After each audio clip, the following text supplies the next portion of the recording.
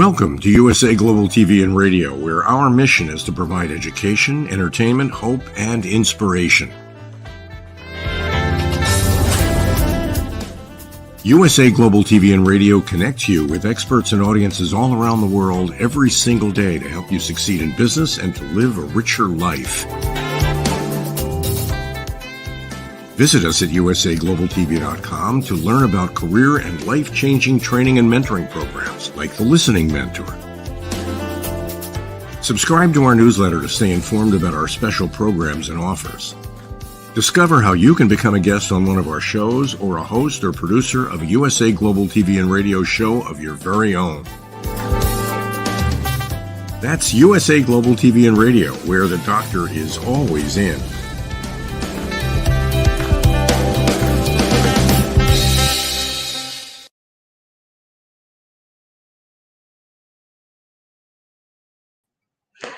Hello, USA Global TV watchers and listeners. I am so happy to be back with you guys.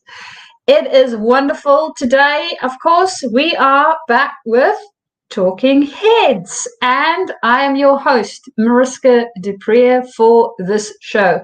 Of course, Dr. Jacqueline is never far away, luckily, because she's in control of all the buttons.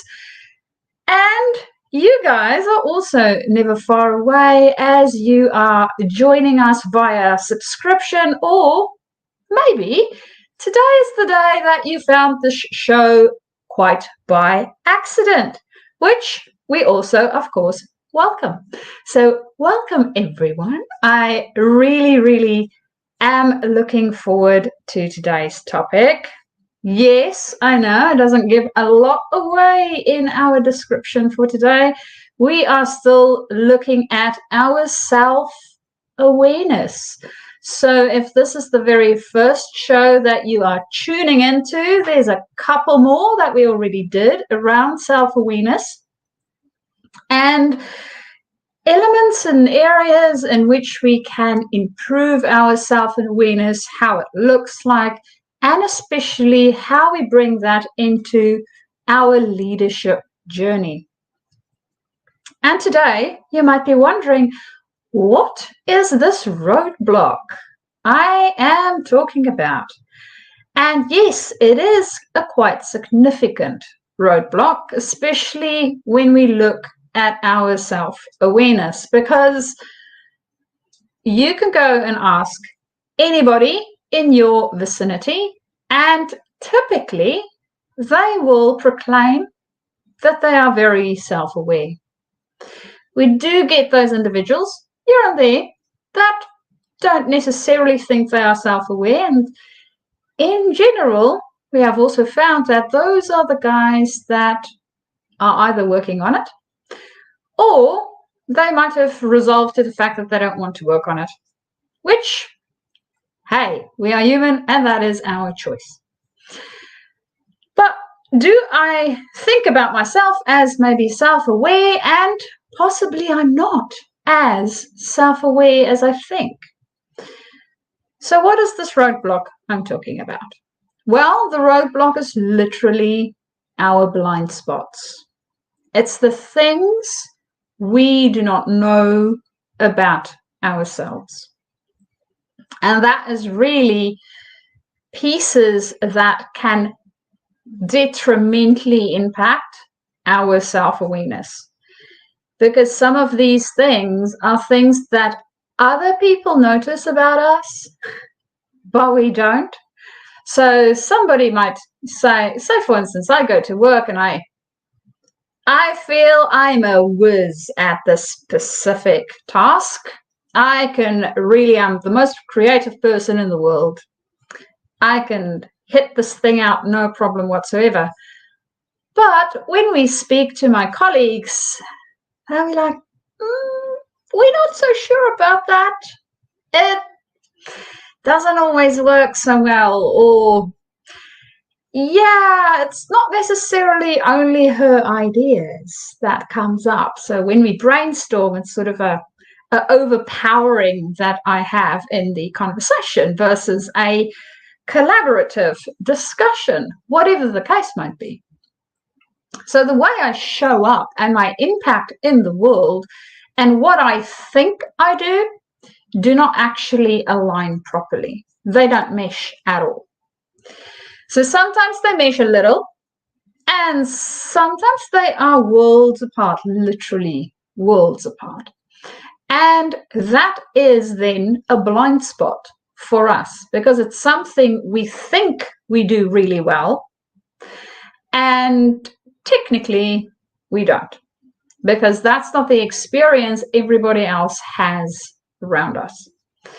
So that's where the blind spots come into effect. Now, what might cause blind spots like this? Elements that we can think about around blind spots is we tend to have blind spots, especially in areas where we have a specific experience base, which we bring to the table, and not being open to other perspectives. So I know for a lot of people, especially in the workplace, we've been hearing this thing about diversity and inclusion. What is that really about? It's really about bringing in other perspectives into our space. And it is not about our color or any of those sort of things that sometimes we have a tendency to focus on more. It's really about our reference base. So thinking about the people in my network and the reference base they have and how much that differs from mine. Because the more their reference base differ, the more likely it is that they are going to see something that I don't. And, i.e., blind spot. They see it, I don't see it. For me, I'm so steeped in it. It's literally the story about asking a fish, hey, do you know what's water? It won't. It's breathing it, literally, every single day. It's part of its environment. It's so entrenched in the system that it doesn't see that it is in water. And that's what happens to us as well. We get so caught up in this little bubble of our own, we don't necessarily see all the other possible bubbles and that we are in a bubble. So other people, other perspectives helps us to appreciate the bubble that we are in. And sometimes we want to change the bubble and sometimes we don't. The thing is, if we can at least see it, we can decide whether we want to change it or not. And that is what self-awareness is really about. It is understanding how we like things, how we interact with things, what brings us joy and what does not, as well as how it is that we show up. How are we being in the world around us? How are we impacting the other people and things and spaces that we interact with? Understanding that is part of our self-awareness. Now, if there are certain things because of our little bubble that we are in that we don't even see, we don't see the impact maybe of what we are doing or the impact of what we are saying, then that is a blind spot for us because we have no idea what the impact is. So we can't really change it. We don't see the side of the bubble in that area. And that is where this blind spot piece comes into our self-awareness and why it is also a roadblock. Because typically, for most people, we are not very fond of feedback. And the reason why we are not very fond of feedback for most human beings is around the fact that it feels like it is struggling with, wrestling with that inner identity piece of ourselves. It can feel personal. And who likes to go, well, I want to protect that personal inside squishy piece, right? It's not something that we typically walk around with and open up our chest wide and sort of go, okay, yeah, you just take a stab at it, it's fine. We don't like it. It's emotionally traumatizing. So for most people, we don't want the feedback because we are afraid of it damaging our inner softer self. Now, the unfortunate side effect of that is if we do not get the feedback, we can also not grow and improve the way that we are actually interacting and being in the world, and even improve the way that we relate to things in the world. So really understanding ourselves better, not only from an internal perspective, also from the external, how other people experience us perspective, gives us a better way of interacting with intention.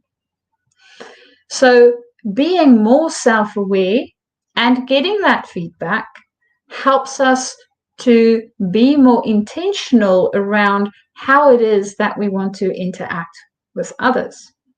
And as leaders, because yes, that is the group that I mainly work with, this is important. Now, there's a caveat, because we are all leaders. I want that to sink in. We literally lead in different areas of our life. Now, if you are a mom and you're at home with the kids, you might think, but I don't lead anyone. Of course you do. You lead the next generation. It's not the schools. It's not the teachers. Yes, they have an impact on it too. They lead in their space. And you give them that very fundamental first base of what it looks like to lead. We are all leaders in all areas of our life. By being a human being, we are leading a life. So even if you just look at that piece, leading your own life, nobody is forcing us to do anything, that any choices that we make. It might feel like that from time to time, but literally the choice, the decision to do it or not do it, is still our own. It is always our own. So we are leading in so many different areas, and that is why it is so, so important for us to understand and be aware of what it is that works for us as a human being, as an individual, as well as how that relates into our wider system. Because, yes, as a species, we are very much connected. We are all a social species, even for my introverts. I know it doesn't always feel like we are a social species, and we can get away with not seeing people for ages. We still need them. So we are still a social species. We still need some human interaction, and there's great little things that happen in our body when we have those interactions. For us, it will look a little bit different in different interactions because we like things differently. And that is what our self-awareness is all about. The thing is, if we have these blind spots, we can really not build on it. So we might think, oh, well, I know all the reasons why I do this thing. And if I don't do anything about it, am I really self-aware? Because a part of that self-awareness is not only the understanding of the why I do what I do, so the reasons behind it. It is also making a choice to either do it or not do it, and not blame anybody else for it, but taking responsibilities for our own actions and what we create in the world. I know Simon Sinek typically says in loads of his talks that the one person that is common in all my failed relationships is me. So the one person that can change that experience is me. And that's something that we need to take into consideration for ourselves. And this is, again, where the blind spots come in. If we keep blaming other people for the experience we are having, we need to really go and have a look at that, because we are creating that experience. And we might say, no, but it's this external circumstance, and it's the recession, and it's this thing, and it's that thing. Yes, it might impact it, but it's not the be-all and end-all of it. How we experience it, that's up to us. How we interact with it and the reactions we have is up to us. And that changes the outcome. So I do know that within our other training material, when you go on the website, there are quite a few different places where you can go and have a look at me unpacking some of this a little more. And I didn't want to do that today because all the resources are already available for you. So I wanted to bring in a different element to this blind spot area. And the piece that I want to bring in is that when we have an experience, looking from where we are today influences that experience that we are having. And if we change our perspective, when we change the way we see it, when we change the way we think about it, and when we change the way we be, so our own being, we change the experience we have. And that to me is the real important piece around why we want to get feedback. We want to have great experiences and live a life worth living on this planet. Some of us want to make big impacts. Some of us are happy with having smaller impacts. If we have a happy, healthy family, we are happy. We feel like we have lived a life worth living. For other people, they want to help the world, change it in some grand way. And that for them feels like a life worth living. And we can only do that when we know what it is that we need for ourselves. So understanding what it means for us to have a life worth living. What does that even look like? How does that translate for us? And how do we then go about creating this life? Because that's the place where all this impact stuff comes in, where all this blind spot potentially stuff comes in, when we have other people that we are working with, or other people in the case of our family, where we are interacting within that unit and helping them to grow and thrive. So there's a lot of places where we can see how this can influence the way we are as human beings in life. Now, we started off looking at our background and what is within that. Another piece of this puzzle around our blind spots come in with things that we get within our environment. So the good thing about that is that we have some of these things sort of permeate through, and we might think it's part of our personality and may or may not be, depending on how tightly we hold it. And that's typically the way I think about whatever it is that I attach to my own inner being, my identity, is how tightly I hold on to it. So if I'm going to hold on to something very tightly and it changes, that's most probably going to shake my identity to the core. Whereas when I hold on to it very lightly, it has a different effect, a different experience for me. And a way to explain this is, for instance, when we moved from South Africa to New Zealand, now for any immigrants or people that's ever moved from one country to another, making the other country home, that experience can be quite jarring.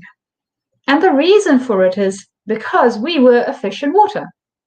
We were in our little pond, whichever country it is that we came from, and we were thrown into a different pond, right? And this pond, the water's color is different. It tastes different. There's a whole bunch of stuff that's different about it. Yeah, there's still water. It's still usable. We can still function in it. But it is strange. It is different to what we are used to. And thinking about that, so having that experience for me, I needed to decide for myself how attached I wanted to be to the pond I came from.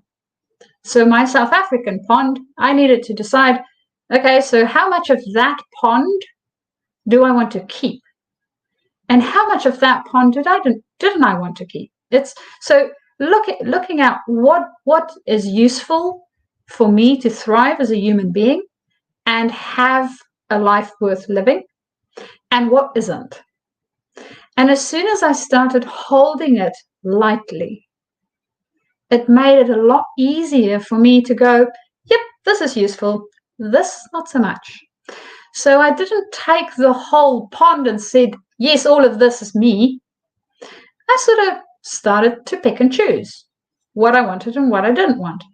And then I also started to notice how me going from that pond in my new pond is actually impacting the people or fish around me, and experimenting with what the impact is in my point of view, in their point of view, and how that might be different, and how we can build on the difference and not see the difference as a divide.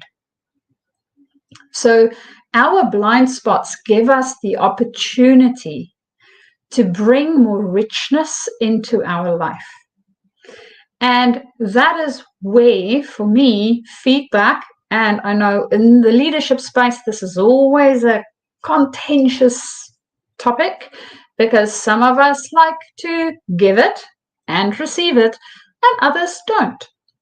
And it's really around how it is that we think about it. So for the people that like to get feedback, typically we have found from Dr. Carol Dweck that they have more open, growth-minded approaches to feedback. And they want to grow, they want to learn, they want to discover what it is that they did wrong in order to improve on it and make it so that they don't necessarily get it right the next time, but they are better than when they started out. And people that are typically more prone to not enjoying feedback as much are people that typically have a bit more of a fixed mindset around that space. In saying that, we also have the advantages of getting feedback on our terms. So making sure that when we ask for feedback, we ask it very specifically in order to get the information out that would help us grow in that specific area. Unsolicited feedback will still give us some information. And before shutting it down, because I know that is everybody's first response, think about the 10% of value of learning we can take from it, even if it's only 10%. And then evaluate and see whether it is something that we want to change, because it's a blind spot that we might not have seen before. And normally, we do have a tendency to have higher emotional reactions when it comes to a blind spot. It sort of feels like the person or the situation caught us off guard. And it is because it was a blind spot. It's something that we didn't even consider might be a threat to us or might have an impact on us. So getting to understand our blind spots better and developing ways for us to actually look around and see those different things that before we didn't see. Explore the edges of our bubble. Really get clear on what sort of pond am I swimming in? How does it look to other people? If I haven't gone to a different country, so I don't have the exposure to sort of go and evaluate my water that I am in, the easiest way is to ask others that came from different other ponds to get to know, what do they see in my pond in comparison to their own? How is it different? What is or isn't working within it? Because then I get to grow, then I get to see different perspectives and not be blind in those areas. So that is our lesson on blind spots for today, and that all-important roadblock that will definitely hold us back when we are trying to improve in our self-awareness as well as in our overall development. As I mentioned before, you are more than welcome to go through our archive and have a look at all the other lessons that we have around blind spots as well as leadership. You will find more in-depth resources in there. And if you do not like Googling and scrolling through all of that, you are more than welcome to get in contact with me. And you can do that via my email, which is mariska@journey2discover.com. Or alternatively, you can link up with me via LinkedIn. Send me a private message and we can start our conversation. I would love to hear from you, and I hope that you will start also exploring some of your blind spots and growing every day. Until next time, bye.